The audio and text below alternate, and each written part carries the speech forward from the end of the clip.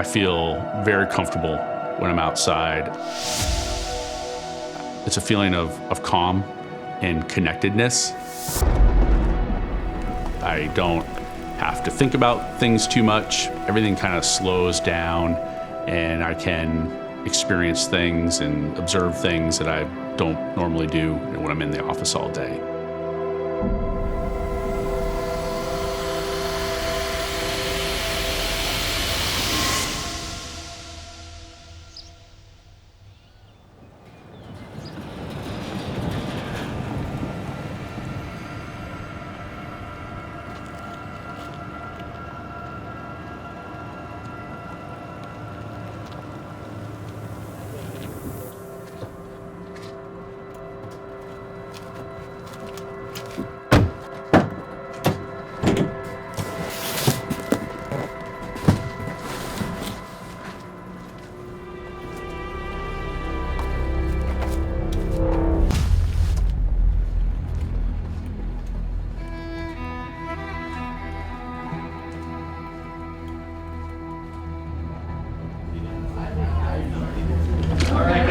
Let's get started.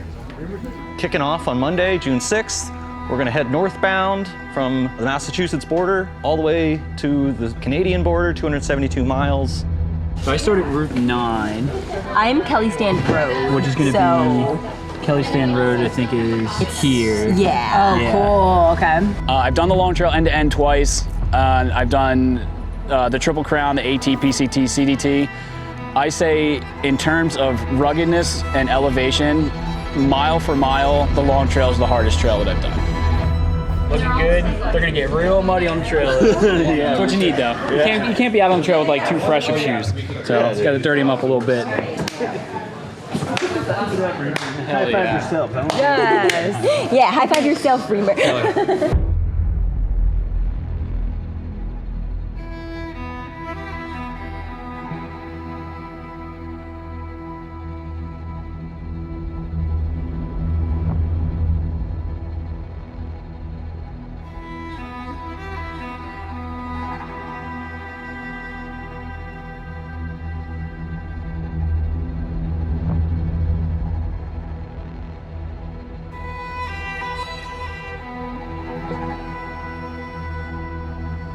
So this,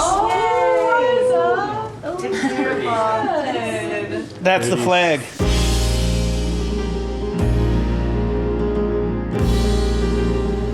It is a butt kicker from start to finish. Anybody that's done the Long Trail, especially the northern bit, will tell you that it's a butt kicker.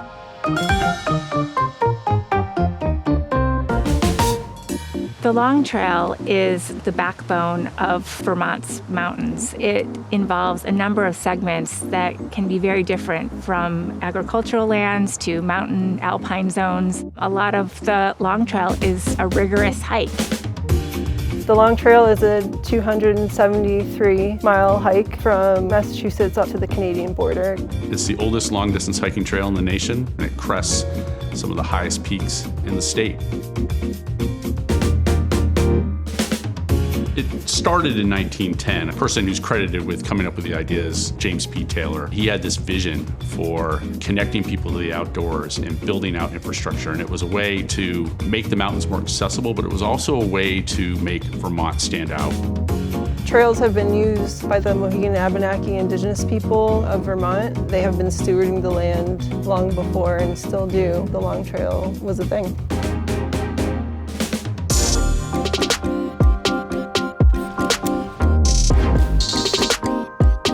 Started the Green Mountain Club in 1910, and they started construction. But it was all done by hand. It was all done by volunteers. And in about a 20-year period, they got the thing finished in 1930. The GMC was established to be the founder and protector and maintainer of the Long Trail. It really is an iconic legacy recreation asset that brings a lot of what we value in Vermont, together. The Long Trail really is a frame. It's an opportunity to have a truly unique experience.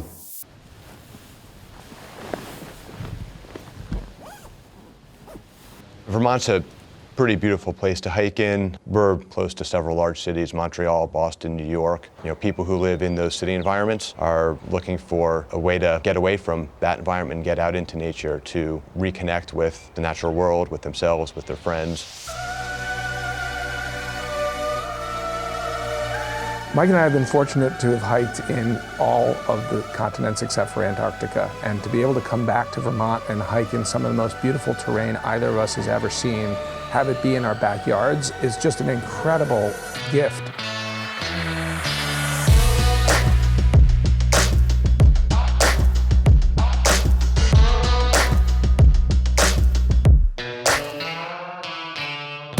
There's a lot of interest in hiking and outdoor recreation. I've never seen this much interest in the outdoor recreation sector.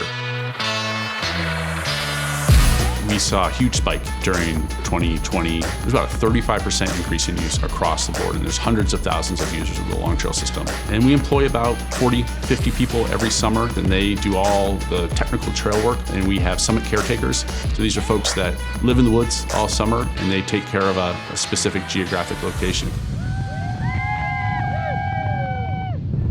Outside of through hiking, I did work for the GMC in 2017 because I wanted to stay in Vermont longer, and so I did the second half of that season and lived at Butler Lodge for 2 months to just wake up and be like, okay, I'm gonna hike to the top of Vermont in this fall foliage.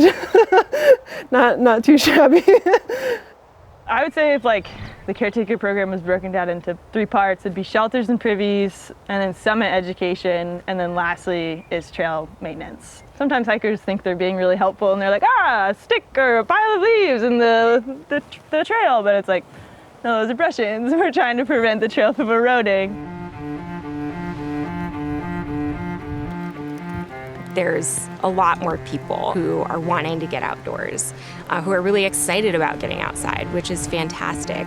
But I think for organizations like the Green Mountain Club, it presents new challenges.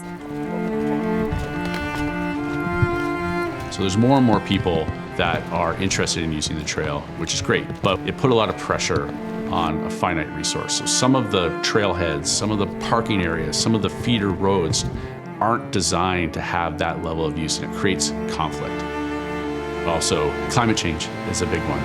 Vermont's getting warmer and wetter. There's the intensity and the frequency of storm events, mostly rain events in the summer. Some of the treadway is 100 years old. It wasn't built to withstand the type of storms that we're seeing. We're seeing a lot of degradation in the resource and needing to teach about stewardship, about leaving no trace, about trying to disperse to sites that are less used.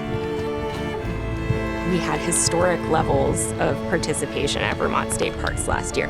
The data is there for sure to back up more people getting outside. When we start digging into the accessibility and the demographics of that group of people who are getting outdoors, I think we have some challenging topics to grapple with.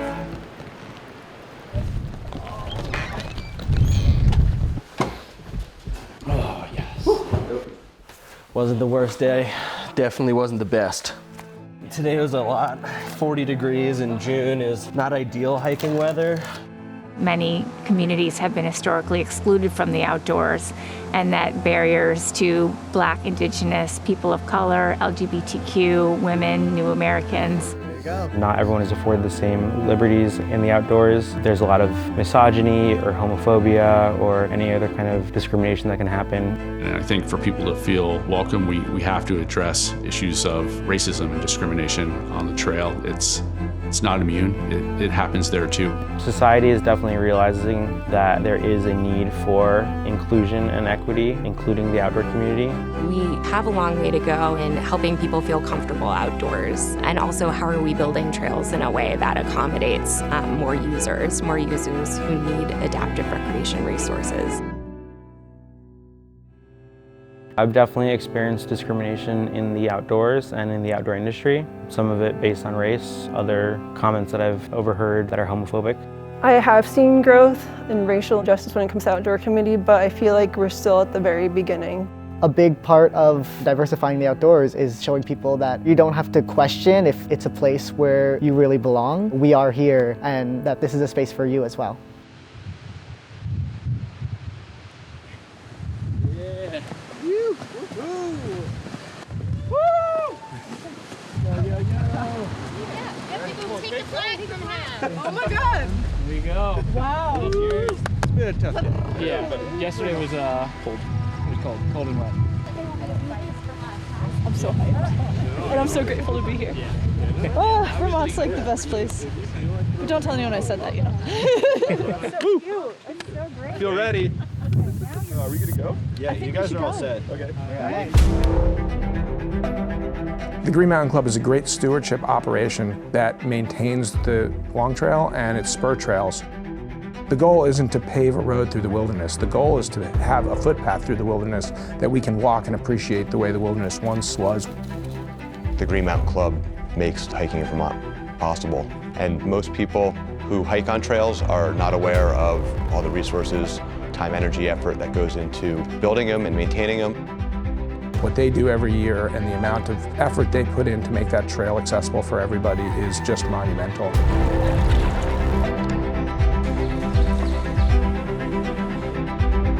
It is a form of infrastructure like our roads and bridges and like our economic systems in our downtowns, and we really need to invest in it and keep it maintained so many people can enjoy it and so we don't degrade the resource.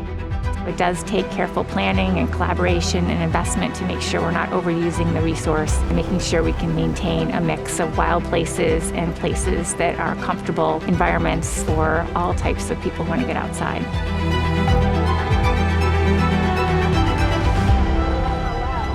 The mission of the GMC to make the mountains of Vermont play a larger role in the life of the people was the mission from day one. It's still the mission today. Our work is largely focused on the Long Trail system. So as long as that system exists, there needs to be some organization or group of organizations to protect and maintain it. We're seeing Vermont at the forefront of a renaissance of outdoor recreation. I believe the recent pandemic experience has put a light on the importance of people getting outside, and people have responded in a big way to the need and benefits for getting outdoors. And in a place like Vermont, it seems disproportionately historical and important. Vermont is positioned as an outdoor state, as a desirable place to come and visit, to live. And so this is going to be something that's part of our economy and our business network and our landscape needs into the future.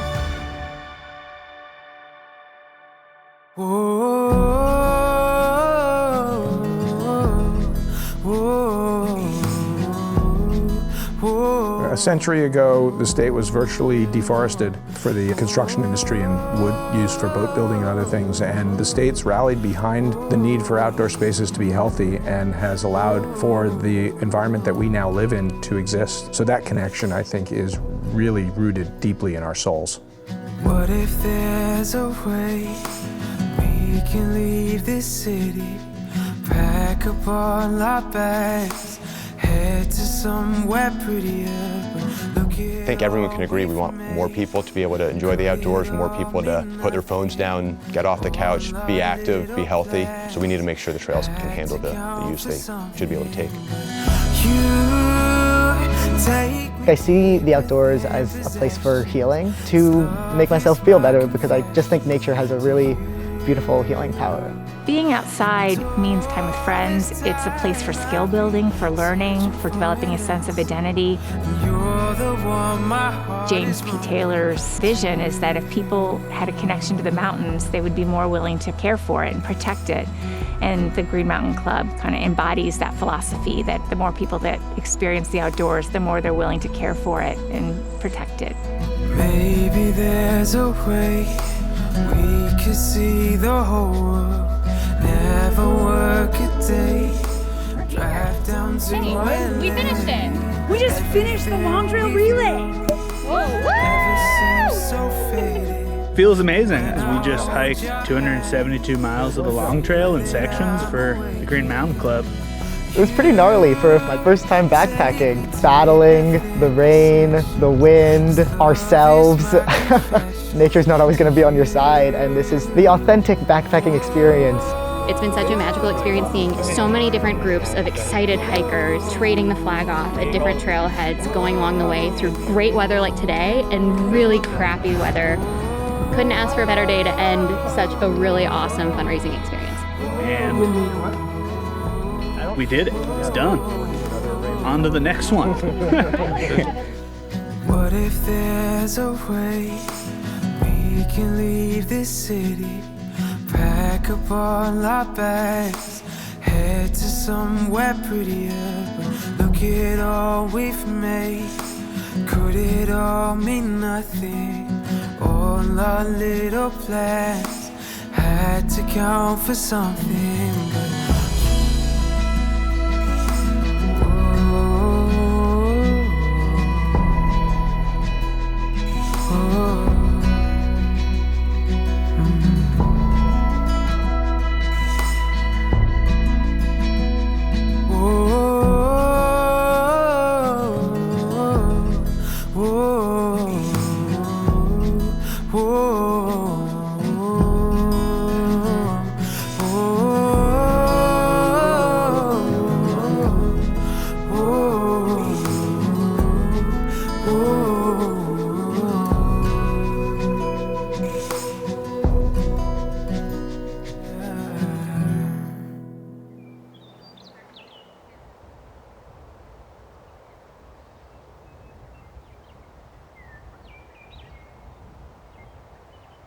Appa, you ready to go hiking? You don't want to go out in that rain. Yep.